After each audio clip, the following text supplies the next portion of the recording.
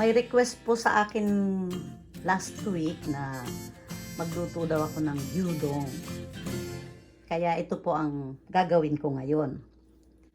Hiwa-hiwalayin po natin. Sa sobrang nipis, pilipilipit na.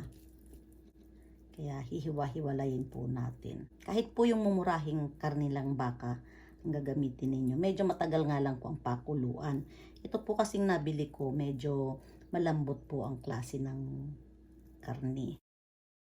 Hiwain lang po natin ito ng maninipis.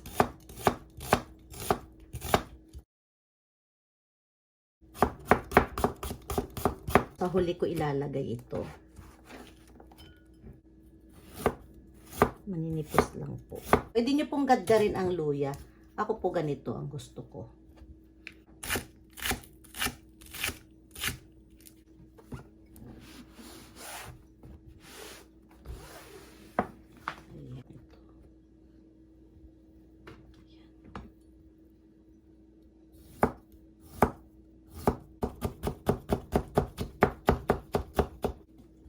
Ayan na po ang ating Beni shoga. 1 tablespoon sugar plus 1 teaspoon sugar. Yan po. 3 tablespoon sake. 2, 3.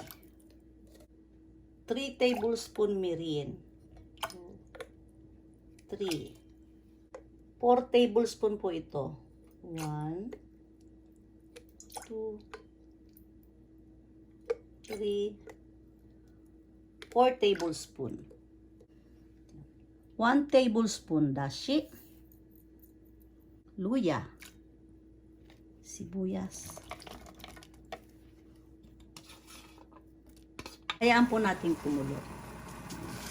Wait lang po natin kumulo. Okay, kulong-kulo na po. Ilagay ko na po yung karne.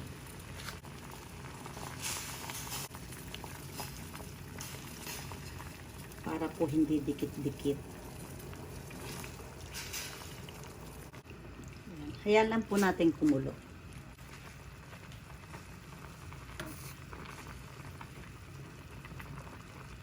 Ayan po. Sandali lang po ang pakulo. Pero pag kayong mabibili po ninyong karne, yung matigas na klase, pwede po ninyong pakuluan ng matagal. Kapag malambot na po yung inyong beef, ilagay nyo na po itong sibuyas. Gusto ko po yung may nangunguya-nguya pang sibuyas. Pakuluan pa po natin. Pagkalagay ng sibuyas, 10 minutes sa katamtamang apoy. Haluin po natin ng konti. Hindi ko na po tinakpan yan. Basta ganyan lang po.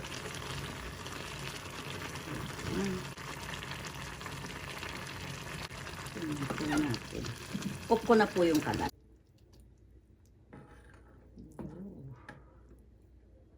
Special po ito.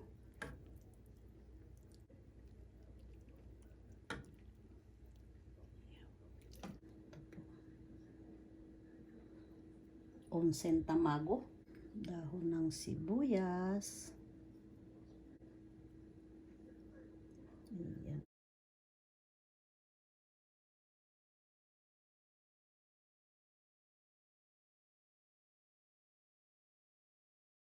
Ganituhin. Ayan. Nasa inyo po yun. Nasa inyo po kung maglalagay kayo ng egg o hindi. Tikman ko po muna ito. Itadakimasu. Ang sarap. Mas gusto ko po yung pa-chopstick. Tatapusin ko na po ito. Thank you for watching po. Ito po ang ating mga ginamit na sangkaps. Kikkoman soy sauce, sake or Japanese rice wine, mirin, and ito pong dashi. Gawa po ito sa malalaking tulingan. Ito po, makikita po ninyo ito sa mga supermarket. Ito pong tatlong ito, Mabibili nyo po ito sa online ng wala pa pong 1,000 pesos. Set na ito. Ngayon, bukod po yung soy sauce. Try nyo po. Napakasarap po.